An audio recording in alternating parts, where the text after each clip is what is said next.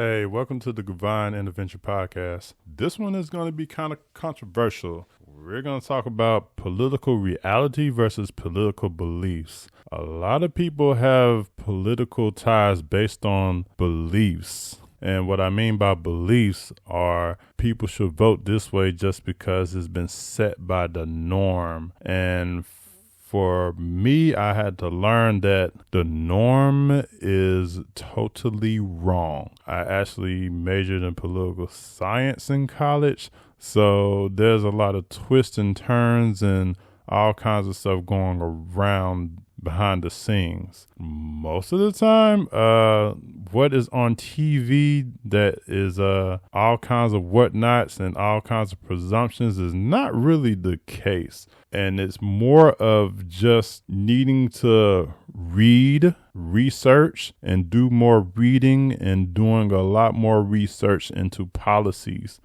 Policies are very important because policies are kind of what make things happen, and beliefs really doesn't do anything. You can believe whatever you want, but it doesn't really happen that way. Like I will take, for example, on the federal level, people believed Mr. President Biden was going to actually make things kind of better. Everything should be better under him. Honestly, it is not. The economy is actually in shambles.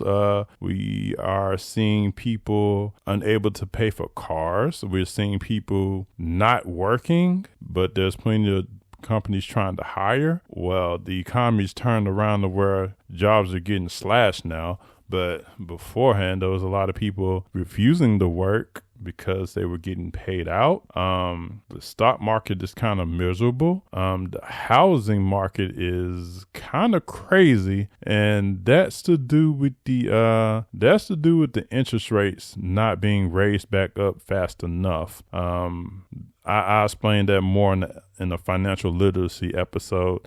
But just know that the interest rate should have been raised back up and gradually instead of staying low to where it was because of the shutdown. But, the ball was fumbled on that.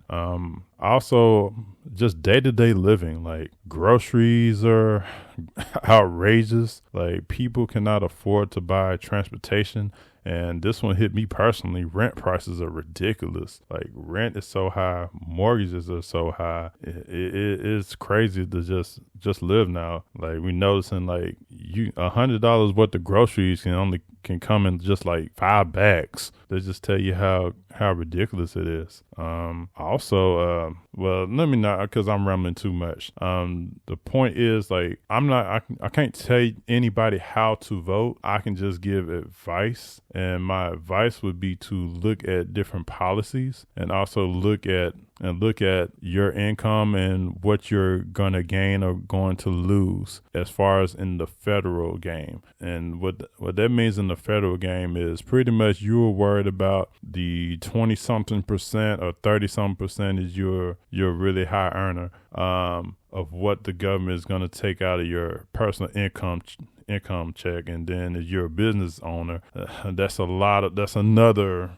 subject to talk about. But the main things you're looking for are how are you going to eat? What's going to be taken out your mouth? And what do you see your tax dollars going towards?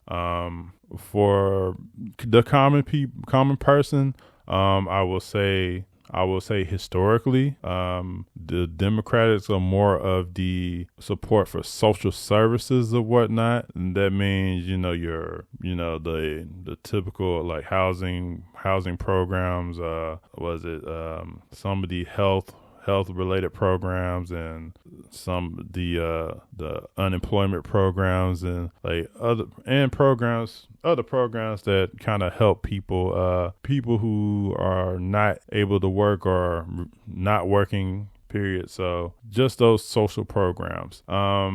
The Republican side is more of kind of cut spending and cut taxes pretty much to not spend as much on programs and cut the spending on programs and kind of let people fend for themselves is pretty much what it is with them. And you kind of got to have the balance of both. And what I mean the balance of both is you got to have some type of thing with healthcare, especially. Honestly, they need to regulate the heck out of healthcare, especially here. They need to regulate healthcare and like pharmaceutical companies. They need to regulate them, but they choose not to. But that's another story. But those type of companies and those type of things, they need to exist. Some things don't need to exist, and some things need to be limited, and that's where reality comes versus beliefs. Because some people believe, hey, people should be getting all kind of stuff, and other people believe, hey, those people shouldn't get anything. I have my personal opinions, but it's not about my personal opinions. It's about just shedding a light on how to go about looking and viewing politics. You view politics based on policies and based on the person's record. If they have a record of kind of being one way, then if it's not the way that you feel that they should be, then you might not want to vote for him or her. I'm sorry, gotta make sure you have her, and vice versa. There's also me. I will open up about myself. I look at local first, and I'm going to touch on that in a minute. I look at local first, and then I look at federal. And the reason why I look at the local government first, because the local government directly affects my everyday life. They decide what I pay, how I eat. They really decide it all. And they have a stranglehold on life. Actually, they have about a 90 to 95% control of what goes on in the everyday person's life. And then the federal government is like 5%, and their 5%, it does impact you a lot. But the local government, state government, city, town government, yeah, they account for a lot, because while the federal can dish out grants and all types of funding, it's the states that decide how it's distributed to every extent that they can. So it's just important. I can say I would use certain cities for example. I say Flint, Michigan, for example. That city is not the best. Honestly, I think their whole city should be, their officials need to go down the drain. They need to start over. Everybody needs to go, because that city is really bad. Like they didn't really care.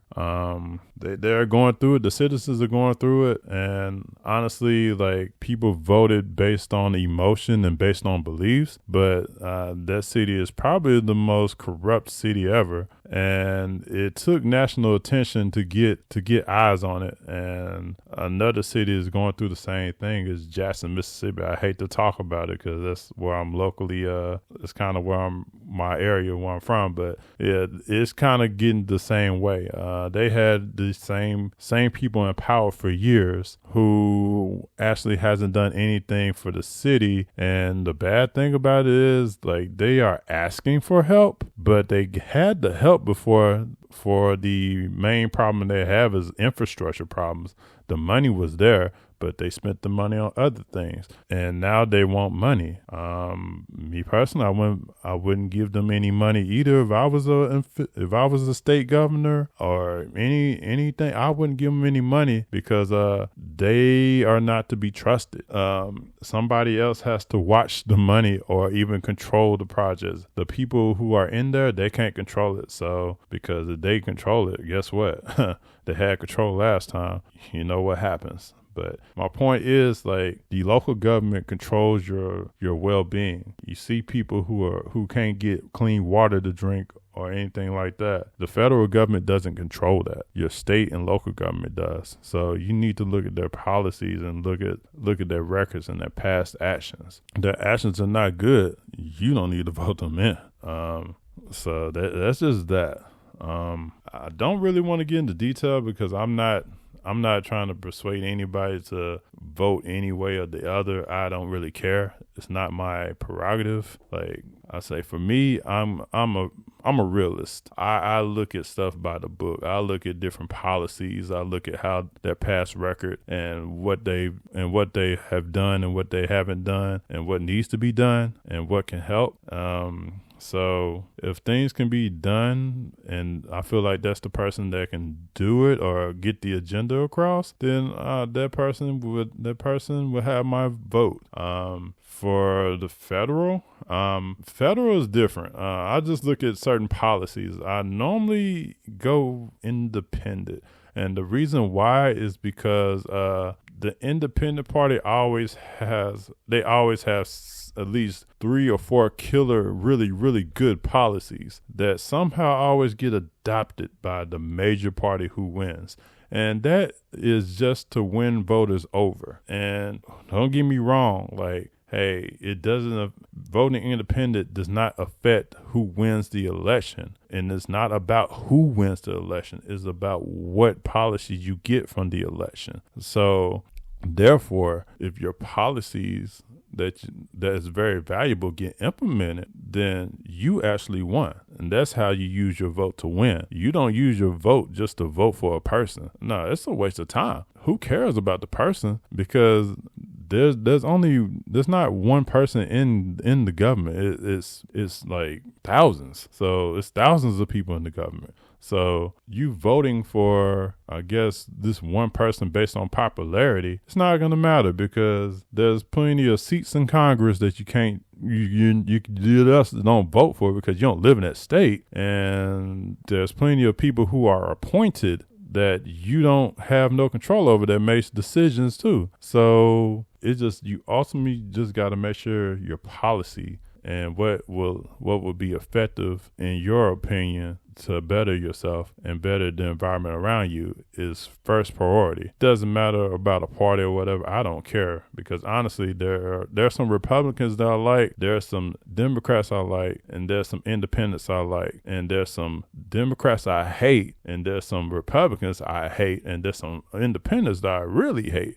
So me, I don't pick what people say, pick a side. There's what's the Trump election? They said it was the lesser of two evils. I didn't see any evils or whatever. I just saw policies. I saw a multitude of policies. I didn't really care about the person per se. I know that Biden was involved in some racist things, and Trump, his personality kind of let some racist people come out to play. So my thing is, it was kind of even on their part, because my thing is what is seen in the light is only a fraction of what is done in private. So if that stuff is hidden, then we can't see it. And me being from Mississippi, I know there's a lot of stuff that's going on in private that we don't see, and it happens every day. Just it come to the light, it is cool, because even though they came to the light, what happened? You started seeing people.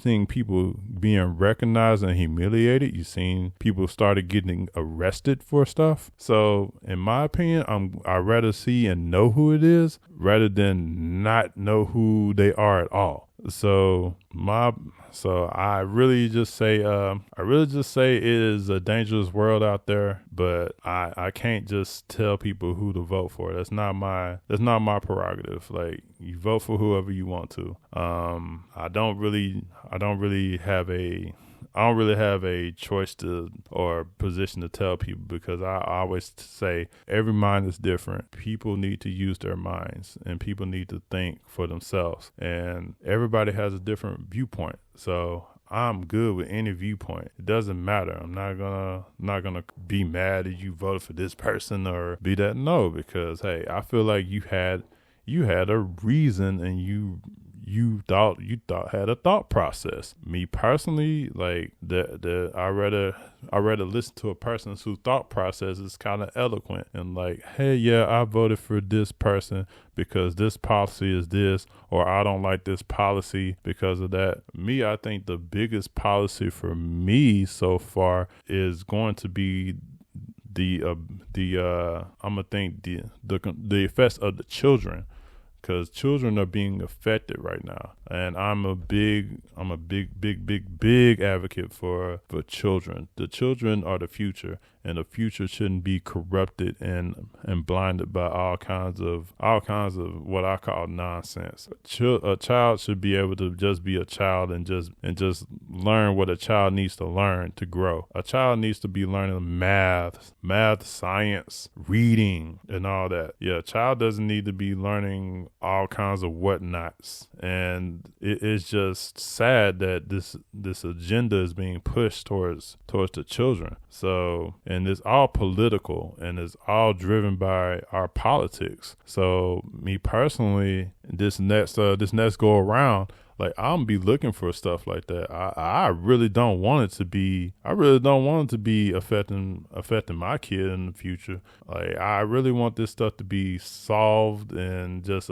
shut down, because at the end of the day, you're having kids who are being programmed or whatever, and it's gonna come down to, hey, people are gonna have to start homeschooling their children, and I honestly wouldn't want to pay any education tax or anything. Like, I would honestly say that part of the property tax, license plate fees or whatever, it should be optional at this point, because you're going to have a whole bunch of upset parents that are going to say, hey, I don't want my child to be learning this in school, or I don't want my child to be exposed to this. And it's just because they're going away from the fundamentals. We having children who cannot read on a certain reading level, but yet our country is pushing the agenda of like talking about like same-sex stuff and biology, was it gender identification and all that. I don't care for my child to learn about that. My child need to learn what 2 + 2 is and learn how to do fractions. My child need to learn how to learn percentages and learn how to read words and utilize like different vocabularies and spell things. I don't care about my kid learning about that. Hey, my kid can learn about that when they grow up or whatever, when they get older. Like, if they want to learn about that stuff in like the 9th or 10th grade or whatever, then okay, cool. Whatever. My child to have enough brain power or whatever to actually kind of decipher through that. But the thing is, they get these kids while they're young, because the younger kids their brains are more absorbent. Like, their brains are constantly learning. They have to learn to walk, learn to talk. So their brain is able to process things and do things at a younger age. So it's just my take. I think this has gone far enough, because I'm kind of getting mad about it. So I'm going to end the podcast right there. I thank y'all for listening, and next time we'll have something more or less controversial to talk about.